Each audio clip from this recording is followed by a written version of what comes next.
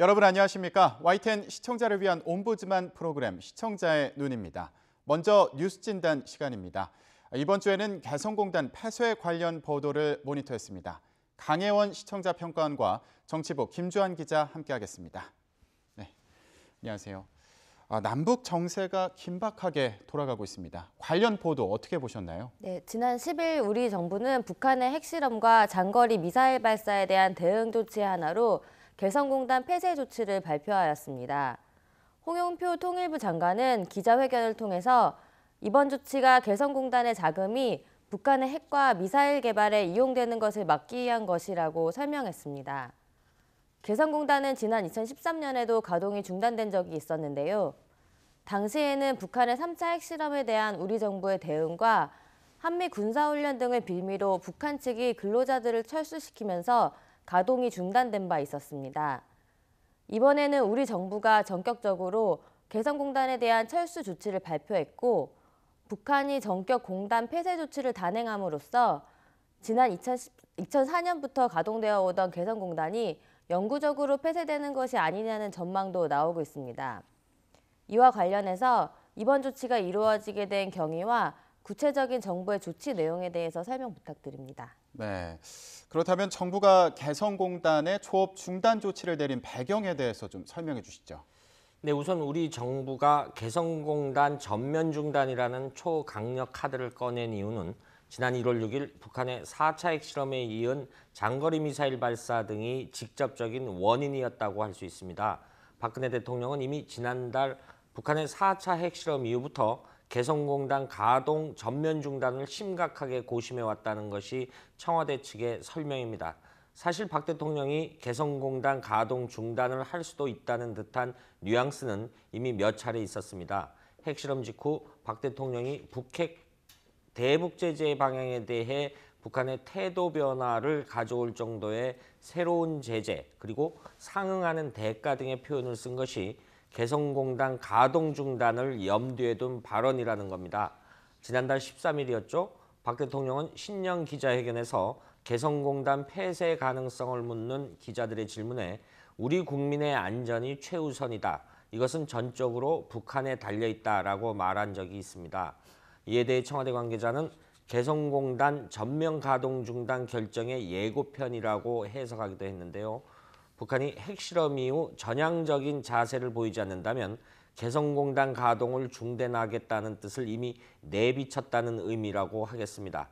이런 상황에서 북한이 핵을 포기하기는커녕 장거리 미사일까지 발사하자 박 대통령은 결심을 굳혔다고 볼 수 있습니다. 이런 배경하에 지난 10일이죠. 홍영표 통일부 장관이 개성공단 가동 전면 중단을 밝혔습니다. 주요 내용을 우선 보죠. 개성공단에서 철수하려는 기업이 있다면 이를 지원하겠다. 그리고 공장을 다른 곳에 세우기 원하는 기업에 대해서는 대체 부지를 제공하겠다는 등 전례 없이 강력한 내용이었습니다. 특히 눈에 띄는 것은 개성공단으로 들어가는 물과 전기도 필요할 경우 끊겠다는 것이 주된 내용이었는데요. 개성공단 가동을 위해서는 평소 안정적인 전기 공급이 무엇보다 중요하지 않겠습니까? 그래서 한전은 경기도 문산변전소를 거쳐 송전선로를 따라 개성공단 내에 있는 평화변전소에 전력을 보내곤 했습니다. 한전은 하루 평균 3만에서 4만 킬로와트 정도를 보내고 있는데요. 앞서 지난 2013년 북측이 개성공단을 폐쇄했을 때 한전은 평소의 10분의 1 수준인 3,000 킬로와트 안팎의 전력만 배전 방식으로 공급한 적이 있습니다. 이 정도 전력은 개성공단 내 관리동과 사무동의 전등 정도를 밝히고 정수장을 돌릴 수 있는 최소한의 전력 규모였습니다. 그 다음이 단수 조치 여부인데요. 개성공단에 필요한 물은 인근에 있는 월고 저수지라는 곳에서 물을 끌어다 정수 과정을 거쳐 사용했습니다. 하루 평균 17,000톤의 물을 공급했었는데 이 가운데 7,000톤은 개성공단 운영에 들어갔고 나머지 10,000톤 정도는 개성 시민이 사용했습니다. 개성공단의 물 공급은 2013년 북한의 제3차 핵실험으로 공단을 잠정 폐쇄했을 때 중단된 적이 있습니다. 하지만 그때도 개성 시민에 대한 물 공급은 인도적 차원에서 계속 유지했었습니다. 결국 개성공단 물 공급을 사실상 중단하면 사실상 공단 가동이 불가능하게 됩니다. 현재로는 북한이 자체 보유한 개성공단 정수시설이 없어서 물 공급이 불가능하기 때문입니다. 개성공단 폐쇄라는 말도 사실 이 때문에 나오는 겁니다. 그런데 지난 11일 밤 11시 53분쯤 우리 정부는 단전 조치를 단행했습니다. 네, 상황이 긴박하게 돌아가고 있는데 이런 가운데 입주 기업들의 피해 우려도 나오고 있죠. 네, 정부는 이번 조치와 관련해서 입주 기업의 피해를 최소화하기 위한 방안을 적극적으로 마련하겠다는 입장을 함께 밝혔습니다. 현재 체류하고 있는 우리 측 인력은 모두 안전하게 철수했고 입주 기업들의 기자재나 완제품 등의 물질적 피해를 최소화할 방안을 마련하는 것 또한 중요해 보입니다. 발표가 연휴 기간 동안에 전격적으로 이루어지는 과정에서 대비할 시간을 가지지 못한 입주 기업들은 갑작스러운 발표에 강하게 반발하였는데요. 지난 2013년 5개월여 동안 공단 폐쇄를 통해 막대한 손실을 입은 바 있기 때문에 이번에도 수조 원의 피해가 예상된다는 입장입니다. 이와 관련해서 우리 정부가 입주 기업들을 위해서 어떠한 조치들을 준비하고 있는지 궁금합니다. 네, 입주 기업들에 대해서는 어떤 대책이 나오고 있나요? 네, 정부는 우선 개성공단 전면 중단에 따라 어려움을 겪는 입주 기업들을 지원하기 위해서 개성공단 기업 종합지원센터를 개성공업지구 지원재단에 설치하고 본격 운영하기로 했습니다. 종합지원센터는 서울 중구 서소문로 소재에 있는 개성공업지구 지원재단 사무실에 설치됩니다. 이 센터는 기업들의 각종 애로사항을 신속히 파악해 필요한 서비스를 적시에 제공하는 맞춤형 지원이 이루어지도록 한다는 게 통일부의 설명입니다. 현재 개성공단 입주 업체는 124개입니다. 현재 국내 은행들이 이들 업체에 대한 신용 공여 규모는 지난해 11월 말 기준으로 1조 1,069억 원에 달합니다. 그래서 현재 가동 중단에 따른 피해를 줄이기 위해서 대출 만기를 연장해주고 특례 지원이나 금리를 1%포인트씩 할인해준다는 방침입니다. 또한 남북협력기금에 마련된 교역보험을 통해 해당 기업에 대한 경영자금 지원을 신속히 처리토록 하고 이를 확대하는 방안을 마련하기로 했습니다. 현재 개성공단 사업과 관련한 보험으로는 개성공업지구 원부자재 반출보험과 개성공업지구 납품이행보장보험 등이 있습니다. 문제는 개성공단 내 설비입니다. 입주업체들은 지난 11일 오전 9시부터 도라산 남북출입사무소를 통해 남측 인원의 개성공단 출입경이 시작되자 완제품 반출에 나서려고 했었습니다. 다만 가동 중단 첫날부터 북한 근로자들 대부분이 출근하지 않아서 극소수 인원으로 현장을 정리하는 데 어려움이 있는 데다 기한이 촉박해 설비 반출은 검토도 못하는 상황이다. 이렇게 애로를 털어놓고 있습니다. 특히 우리 정부가 정한 철수 시한이 오는 13일이었습니다. 완제품을 옮기는데 일손이 너무 부족하다. 이렇게 애로사항을 밝히고 있기도 하는데요. 그러다 보니 생산 설비의 경우 평소에도 이동이 자유롭지 않았던 데다 철수 시한이 짧아 반출 검토조차 못했다는 기업도 적지 않았습니다. 이런 상황에서 북한은 지난 11일 오후 5시 30분까지 우리 측 업체 직원들의 전면 철수를 요구했고 그날 밤 10시 무렵 개성공단에 남았던 우리 측 근로자 280여 명이 무사히 철수했었습니다.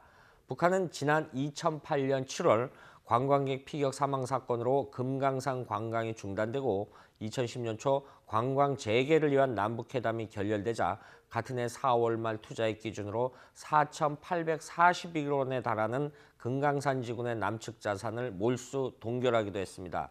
정부와 한국관광공사 소유인 이산가족 면회소, 소방서, 문화회관, 온천장, 면세점 등은 몰수했고 민간시설인 금강산 호텔, 외금강 호텔, 그리고 금강산 아난틱 골프장과 스파 리조트 등은 동결 조치됐습니다. 북한은 이번에도 개성공단 내 자산을 몰수하거나 동결하겠다는 이런 입장이 큽니다. 그래서 관광객 피격 사망 사건이란 금강산 당시의 신변 안전과 직결된 사건이 있었던 거와 지금의 개성공단 가동 전면 중단은 북한의 핵실험과 장거리 미사일 발사에 대응해 이루어졌다는 그런데 차이가 있겠습니다만 남측이 선제적으로 중단 결정을 통보한 점은 공통점이 있습니다. 따라서 북한 당국의 대응 방향 역시 유사할 수 있다 이렇게 볼 수 있는데요. 개성공단이 영구 폐쇄된다면 북측은 근로자 임금으로 지급됐던 연간 1억 달러의 소득원을 잃게 됩니다. 그리고 개성공단 내 북측 근로자 5만 4천여 명과 가족 등 20여 명이 생계에 어려움을 겪게 됩니다. 경제적 측면에서 볼 때 북한 당국은 개성공단에 미련을 가질 수밖에 없는 이유이기도 합니다. 그런데 북한이 내세울 수 있는 명분이 바로 8.14 합의라는 건데요. 2013년 당시 개성공단 재가동을 논의하면서 남북한은 어떠한 경우에도 정세의 영향을 받음이 없이 공단의 정상적 운영을 보장한다고 합의를 했었습니다. 북한은 바로 이 부분을 문제 삼아 남측이 합의를 위반했으니 원자재와 부품 등을 반출할 수 없다고 주장했었습니다. 네. 개성공단과 관련한 상황 앞으로 어떻게 진행될지 계속 잘 지켜봐야겠습니다. 네, 두 분 말씀 고맙습니다.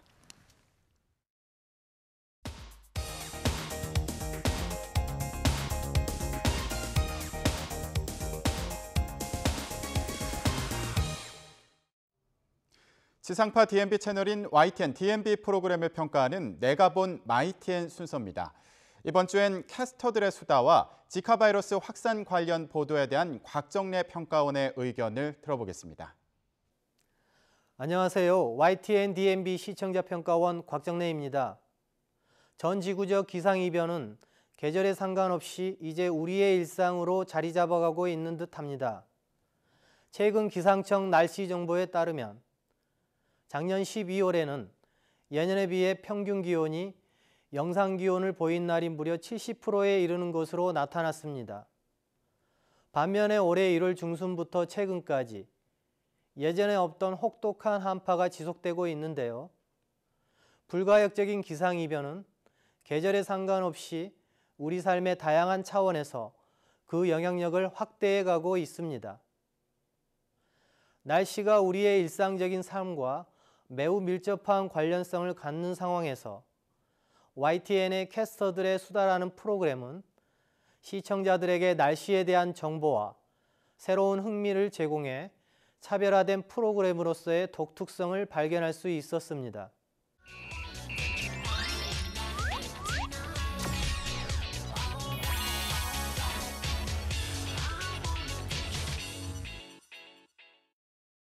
캐스터들의 수다는 개성 있는 기상 캐스터들과 기상 전문가가 현재 가장 이슈인 기상 현상 그리고 재미난 날씨 관련 정보를 생생하게 시청자들에게 전달하는 것을 목표로 하고 있습니다.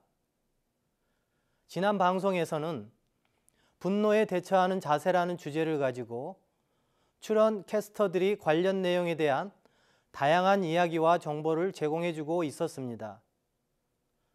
방송에서는 최근 우리 사회에서 분노 범죄로 인한 사회 문제들이 다양한 차원에서 대두되고 있으며 그 발생 빈도도 세대나 성별에 상관없이 점차 높아지고 있는 상황을 자료로 제시해주고 있었는데요.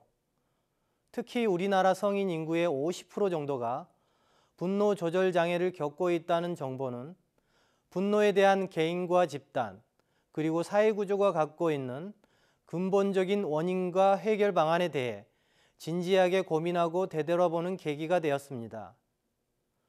출연 캐스터들의 주관적인 경험을 토대로 유쾌발랄하게 분노에 대한 개념과 원인, 해결 방안 등을 구성된 관련 자료와 함께 시청자들에게 전달하고 있었는데요.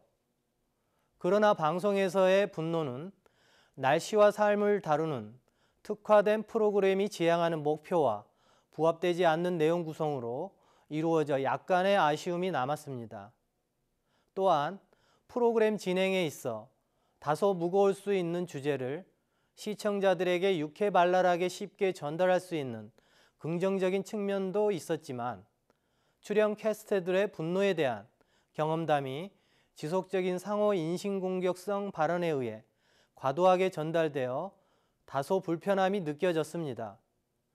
신개념 인포테인먼트 프로그램으로서 지향하는 목표에 부합되게 매주 다루는 주제에 있어 재미와 오락을 추구하는 것도 중요하지만 전달하고자 하는 내용에 있어 신뢰할 수 있는 객관적 자료나 데이터를 보다 구체적으로 담아야만 시청자들에게 더 많은 관심과 사랑을 기대할 수 있으리라 생각합니다.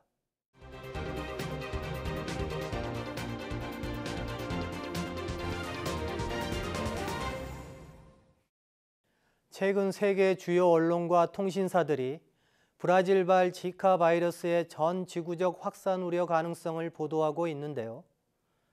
우리 정부와 언론들 역시 작년 메르스 사태의 여파 때문인지 이번 지카 바이러스 확산 추이를 면밀하게 주시하는 상황인 것 같습니다. 전 지구적 교통과 교역이 다양한 형태로 발달하고 국가 간 자유로운 여행이 가능한 상황에서 토착 바이러스가 다양한 경로를 통해 여러 지역으로 확산될 가능성이 매우 높아지고 있는데요. 특히 신생아 소두증을 유발하는 이번 지카 바이러스는 매개체인 모기에 의해 감염되는 특징을 갖고 있습니다. 주로 브라질과 콜롬비아 등 남미 지역을 중심으로 발생했던 감염자들이 점차 남미 인근 국가들이나 아시아 지역 일부 국가들로 확산되는 추세인데요. 이러한 지카 바이러스의 전 지구적 확산에 대한 세계보건기구의 대응책과 각국의 대응 사항을 전달하는 과정에서 우리 정부와 언론들의 초기 예방 홍보나 필요한 정보 전달에 있어 아쉬움이 남았습니다. 특히 겨울철 바이러스 감염 국가로의 여행자나 해당 입국자에 대한 관련 부처의 대응 방안이나 지침이 구체적으로 전달되지 못하고 있는 것 같습니다. 메르스 사태를 통해 국가 수준의 전염병 확산에 대한 대응 매뉴얼이 수립되었음에도 불구하고 국내 전염병 확산 금지 및 예방 차원에서 어느 수준으로 검토되고 있는지, 특히 해당 지역에 여행 경험이 있는 개인이나 혹은 여행 예정인 개인에 대한 사후 사전 조치는 어떻게 이루어지고 있는지에 대해 보다 상세한 정보 전달이 시청자들에게 이루어지지 않고 있습니다. 언론의 주요 핵심 가운데 하나가 환경 감시 기능입니다. 여타 사회적 이슈에 대한 여론 환기도 중요하지만 과거 조류 독감이나 메르스 사태와 같이 전염 가능성이 높은 브라질발 지카 바이러스 확산 금지 및 예방에 대한 우리 정부와 사회 구성원의 관심 제고와 대응 방안 마련에 있어 언론이 시의적절하게 중요한 역할을 수행해야 할 것입니다. 비록 우리나라의 전염 가능성이 낮다 하더라도 과거 확산 사례를 감안했을 때 우리 정부와 유관단체가 선제적 대응과 대국민 홍보가 적시에 효율적으로 이루어질 수 있도록 언론은 환경 감시자로서 지속적인 여론 형성 기능을 수행해야 할 것입니다.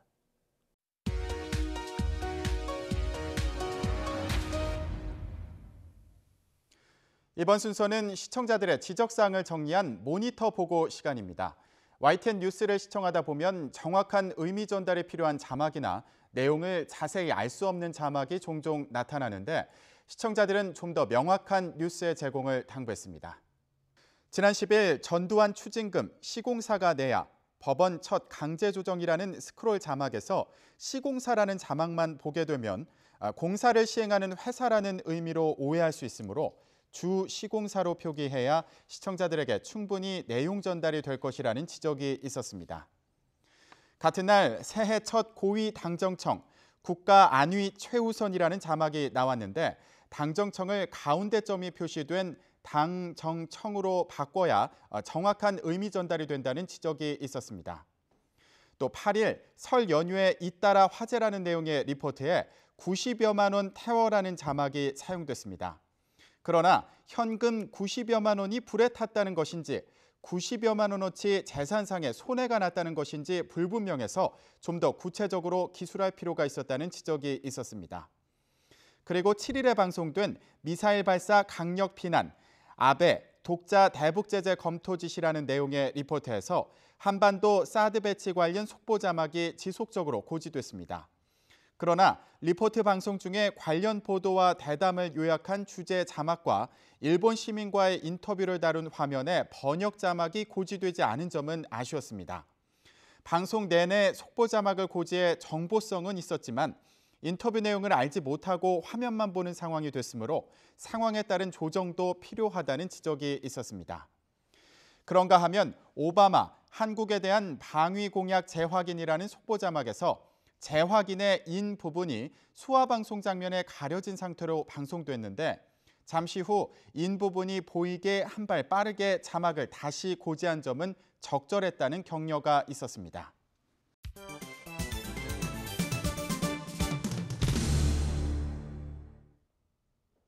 언론 전문가로부터 우리 언론의 문제점과 발전 방향 등을 들어보는 매체 비평 시간입니다.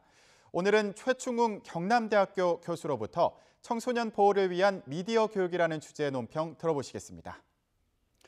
지난주 방송통신심의위원회에서 발표한 청소년 미디어 이용 실태 조사에서 따르면 매체 이용 시간은 하루 평균 4시간이며 주 이용 매체는 스마트폰으로 조사됐습니다. 개인 매체인 스마트폰으로 상시다발적으로 인터넷, TV 시청, SNS에 접속되고 있습니다.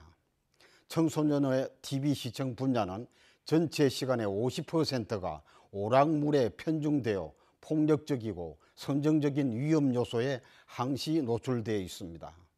지난해 청소년들의 80%가 폭력과 성정적 콘텐츠에 노출된 경험이 있다고 응답했습니다.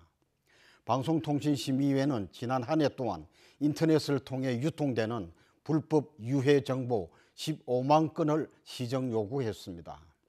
2011년에 비해 3배나 증가된 것입니다. 이 내용을 살펴보면 성매매, 음란 정보가 가장 많고 도박, 불법 식품, 의약품 정보가 많았습니다. 지난달에는 지상파 방송 막장 드라마의 심의 징계가 정당하다는 법정 판결이 나왔습니다. 지상파 방송이 막장 드라마 징계 조치에 반발해서 소송을 제기했으나 가족 시청 시간대 드라마에서 모녀 사이가 고부관계로 설정되고 친모와 딸이 욕설과 폭언에 구타하는 폐륜적 폭력 내용은 사회적 윤리와 가족의 가치를 저해하고 왜곡한다는 지적입니다. 이번 청소년 미디어 이용 실태 조사에서 청소년들의 50%가 미디어 교육을 받은 적이 없다고 했습니다. 부모와 선생님들의 강제적 규제보다는 청소년 스스로 미디어 내용물을 선별하고 체계적이고 비판적으로 수용하는 능력을 길러야 합니다. 특히 영화 오락 프로그램의 청소년 연령 등급 제한 프로그램에 대한 깊은 인식과 시청 교육이 요구됩니다. 청소년은 단순한 수용자가 아닌 콘텐츠 참여 생산자로서 양질의 정보를 선발하고 창의적으로 활용하는 역량을 길러줘야 합니다. 단계적이고 체계적인 교육이 필요합니다. 교육부, 방송통신위원회, 방송사와 통신사업자 등 유관기관의 협의체 구성을 통해서 책임있고 장기적인 정책이 추진돼야 합니다. 건전한 인터넷 이용 환경 조성을 위해 심의 사각지대를 최소화하고 불법 정보 유통에 대한 통신사업자의 책임과 자율심의 규제를 강화해야 합니다. 아울러 인터넷 이용자들의 자발적인 자정 노력과 적극적인 불법 유해물 신고가 요구됩니다. 어린이 청소년들은 주위 환경에 민감하며 자제력이 약해서 모범 심리가 강합니다. 우리나라 청소년 범죄율이 30%입니다. 유해한 프로그램 내용은 어린이 청소년들의 정신을 황폐화시킵니다. 내일의 대한민국 주역이 될 우리의 청소년들을 유해한 미디어에서 차단하고 보호해야 합니다. 방송통신사업자들의 진정한 각성과 사명감이 절실합니다. 가정과 학교에서 올바른 미디어 선택 교육과 건강한 시청 지도가 절실히 요구됩니다. 시청자의 눈은 시청자 여러분의 참여를 기다리고 있습니다. YTN 홈페이지 시청자 의견 코너에 글을 남겨주시면 좀 더 정확하고 공정한 방송을 만드는 데 참고하겠습니다. 이번 주 순서는 여기서 마치겠습니다. 고맙습니다.